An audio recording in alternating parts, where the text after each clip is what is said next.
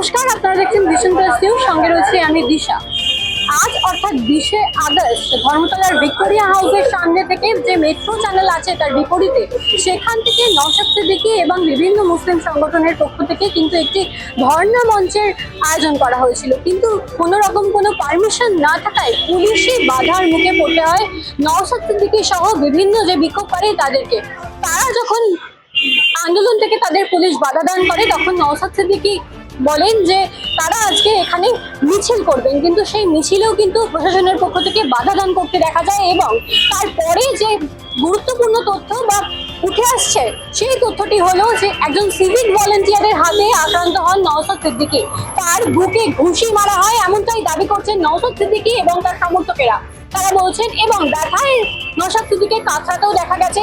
তার পরবর্তীতে আমরা দেখেছি ধরপাকড় চলে, পুলিশে ধরপাকড় চলে এবং আস্তে আস্তে কিন্তু দেখতে পাওয়া গেছে যে শুধুমাত্র যে অন্যান্য সমর্থকদের ধরপাকড় চলছিল এমনটা নয়, নওশাদ সিদ্দিকী কেউ ধরার চেষ্টা করছিল পুলিশ, এবং একটা টাইমের পর দেখা যায় যে নওশাদ সিদ্দিকী কিন্তু পালানোর চেষ্টা করেন, কিন্তু সেখান থেকে দেখতে পাওয়া গেছে যে নওশাদ সিদ্দিকীকে পুনরায় আবার ধরা হয়েছে এবং বর্তমানে তাকে নিয়ে আসা হয়েছে লালবাজার থানায়। এখন তিনি লালবাজার থানা নিয়ে আছেন। এই মুহূর্তে আমি দাঁড়িয়ে আছি লালবাজার থানার সামনে, দেখানোর চেষ্টা করব গোটা পরিস্থিতিটা।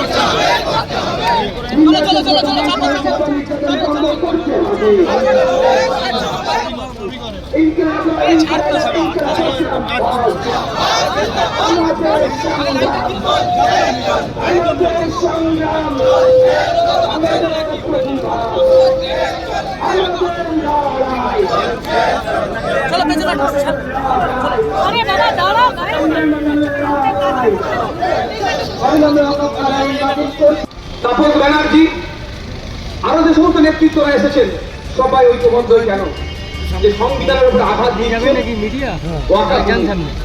এসআইআর এর নামে নাগরিকদের মধ্যে হয়রানি তৈরি করার চেষ্টা করছে, আতঙ্ক করার চেষ্টা করছে, যাকে তাকে নাকি প্রিয় ভোটার বানিয়ে দিচ্ছে। বিহারে দেখলাম বেঁচে আছে তাকে মৃত ভোটার ঘোষণা করছে। এটা বন্ধ করতে হবে।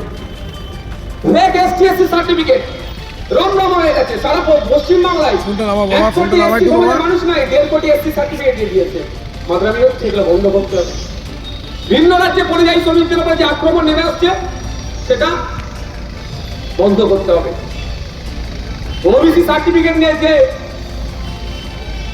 পিছিয়ে বর্গে হিন্দু আর মুসলমানের সাথে যে বিচারিত হচ্ছে এটা বন্ধ করতে হবে। এই মর্মে আমাদের আজকে ধর্ণা মঞ্চ, শান্তিপূর্ণ ধর্ম মঞ্চ, শান্তিপূর্ণভাবেই হবে। আশা করছি পুলিশ আমাদেরকে সমগ্র সহযোগিতা করবে।